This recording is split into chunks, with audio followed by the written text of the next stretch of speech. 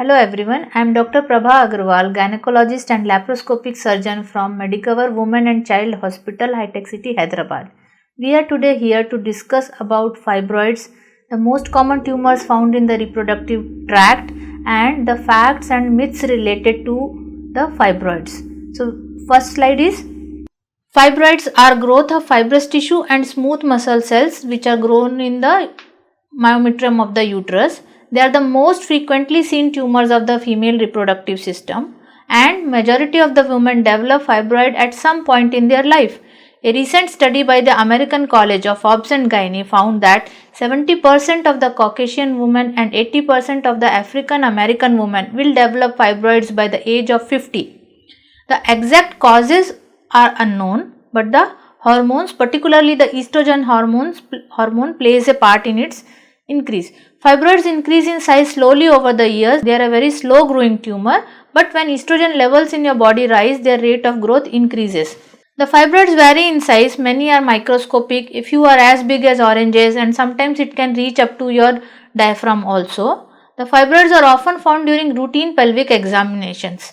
If the fibroids are suspected, your doctor may ask you to go for further testing, including an transvaginal ultrasound, an MRI, or even a hysteroscopy or laparoscopy.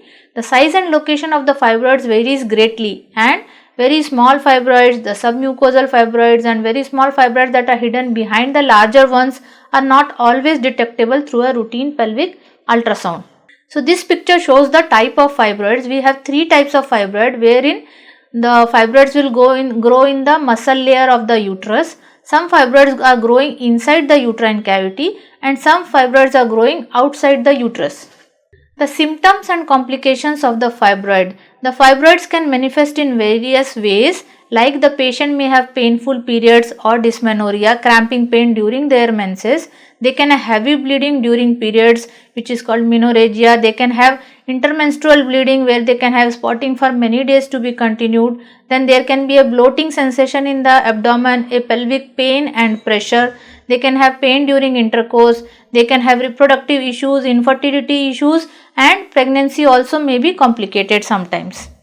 What are the risk factors of the fibroid? Basically, the fibroid's etiology is unknown, but lately there has been a change in the lifestyle, the sedentary lifestyle, the increased body mass, BMI of the patient, obesity has been linked to the increase in fibroids. Unhealthy diet has been linked to fibroid increase.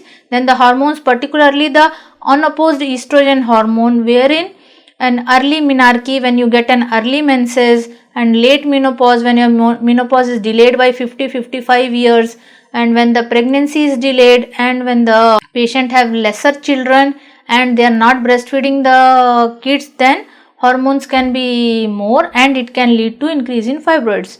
The race and genetics, the Caucasians, the African Americans are more prone to have fibroids. The endocrine disruptor chemicals are known to have a causative link, wherein the plastics and phenols which we regularly use for our plastic containers and the tiffin boxes, lunch boxes, even the plastics in the sanitary napkins have been linked with the rise in uterine fibroids. Now we will be discussing what are the myths related to the fibroid, means the things which are not exactly true. So first myth is that the fibroids are cancerous. No, it is not correct. The fibroids are tumors. Tumors can be of two types. They can be non-cancerous and cancerous. Fibroids are very slow growing tumors and they are not having cancer, and your once in a lifetime risk is about 1 into 1000 to get some cancer cell in the fibroid, and which is very rare. So the word tumor or cancer should not scare you if you have fibroids. The second most common myth is that I will know I have fibroids if I have terrible symptoms. But sometimes the fibroid, even the smaller ones or sometimes the larger ones, are asymptomatic, wherein you will not know whether you have fibroid or not unless you get a routine ultrasound done, and then the doctor will tell you that okay, you have a fibroid. So if the fibroids are symptomatic, you can have heavy bleeding, pain during intercourse, sometimes urinary symptoms, sometimes constipation, backache. These are very common symptoms, and very rarely you can be asymptomatic also, wherein you will not know that you have a fibroid unless you go for a scan. The third myth is that the fibroids affect women only in their reproductive age group, approximately from 30 to 40 years, but that is not very true. Nowadays, we are seeing an increase in fibroid at a lesser and younger age group also because of the endocrine disruptive chemicals, the increased use of plastics, the pollutants, and the environmental changes, their lifestyle changes, and all that. So, even in younger population, we are seeing fibroids, and the fibroids continue to grow till menopause at the age of 50 also, after which they just don't disappear. They might shrink in the size or they might continue to be like that. The fourth myth is that all the fibroids need a surgery or needs removal. It is not correct. Many times the fibroids are small. They don't cause any symptoms to you. You don't know the fibroids. You are not planning for a pregnancy. Your age is less. So for those fibroids, we can put you on medicines or some medical management. You don't need a fibroid surgery. Unless you have multiple fibroids, your uterus is showing some symptoms, you are planning for a pregnancy, you don't need to compulsorily remove the fibroids. The fifth myth is that the medications will make your fibroids disappear. We have a long list of medications available. The doctor can advise you the prescription medicines, wherein they'll give you medicines for the symptomatic relief, to decrease the pain, to decrease the bleeding, to shrink the fibroid size. But the fibroid doesn't disappear by medicines. It can just control your symptoms over a time, and once you stop the medicine, your symptoms may come back, and the medicines can have their own side effects, wherein you may need to stop the medicines after some time. The sixth myth is that if the fibroids are untreated, they will keep on growing. Some fibroids are very small, they don't grow all your life, but sometimes the fibroids grow at a very slower pace, and mostly they stop growing by the age of menopause. So the doctor has to decide whether your fibroid is growing at a faster pace and you need a treatment or not, or whether your fibroid has become stagnant and it doesn't need any treatment. The seventh myth is that the fibroids will disappear after menopause. After menopause, in our body, the estrogen and progesterone hormones are on a decline, wherein they can cause a shrinkage in the size of the fibroid, but they just don't disappear from your body. They can remain there, the size might reduce, and they may remain silent, for which you may not need treatment, but still a postmenopausal woman needs a follow-up on ultrasound. The eighth myth is that the hysterectomy is the only available option once you have fibroids. Nowadays, because of the recent advances in the science and technology, and we are having so many minimally invasive options also available, hysterectomy is the last option to be considered only when your family life is completed, your age exceeds beyond 40 years, and you have multiple fibroids and symptomatic fibroids.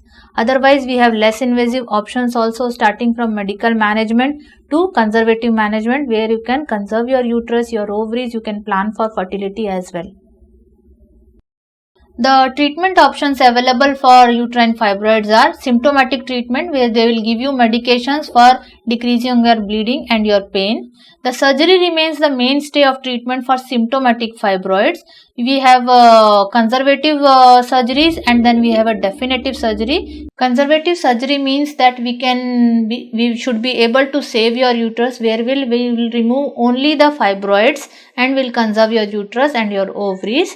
This procedure is called myomectomy. Myomectomy can be done by various routes, either by a laparoscopy, by a hysteroscopy, laparotomy, or a robotic myomectomy, wherein you will only remove the myoma or the fibroids. Then we have another non-invasive treatment like uterine artery embolization, the MRI guided HIFU, wherein they will focus the laser energy or ultrasound guided energy on the fibroids and try to vaporize them or stop the feeding vessel to the fibroid so that it doesn't grow. But all those treatments are for very small fibroids and minimal number of fibroids. But when you have a multiple fibroids and the bigger ones, you definitely need to go for a surgery. Laparoscopic surgery is a minimally invasive surgery where you put 5 mm and 10 mm holes in your abdomen, and through a telescope and the laparoscopic instruments you go inside the abdomen and try to take out the fibroids. This is a minimally invasive procedure where mobilization is very fast. You can be ambulated 4 hours after surgery. You can be allowed liquid diet. Your pain relief will be very good. You will be able to resume your work very faster. The ninth myth is that once fibroids are removed, they can never come back. It's not like that. The doctor mostly tries to remove as much fibroids as they can see by ultrasound or by the naked eye, because they will be doing a mapping scan before surgery wherein the radiologist will tell them how many fibroids are there, and we go in and remove that many amount of fibroids. But sometimes the microscopic fibroids or seedling fibroids are there in the uterus which are not visualized by the naked eye, and so those fibroids may grow slowly over a year or 2-3 years or 5 years, and you can have a recurrence of fibroids. The 10th myth is that when you have fibroids you cannot conceive or your baby cannot grow up to the term. But not all fibroids cause infertility. The smaller fibroids which are outside the uterus and very small ones don't cause infertility unless they are growing inside the cavity, or they are distorting the architecture of the uterus or the fallopian tubes, or they are fighting with the blood supply for the baby. So these factors may cause infertility with the fibroids, but still the removal of the fibroid can cause fertility to return back, and you may be able to conceive a baby very soon. Once you are pregnant, few instructions need to be followed as per your doctor's advice, because post myomectomy or post removal of fibroids, the pregnancy is a little high risk pregnancy wherein you need to follow the doctor's advice. You may need to be on rest, you may need to be on some hormones, and there may be intrauterine growth retardation for the baby wherein the blood supply to the baby might be reduced, or there can be a risk of preterm labor, prematurity. But in all the ways your obstetrician is good enough to handle all these problems nowadays, and many women will go on to have healthy pregnancies and a healthy baby. If this video was informative to you and your doubts were getting clear, you can like and subscribe to our Medicover channel. Thank you.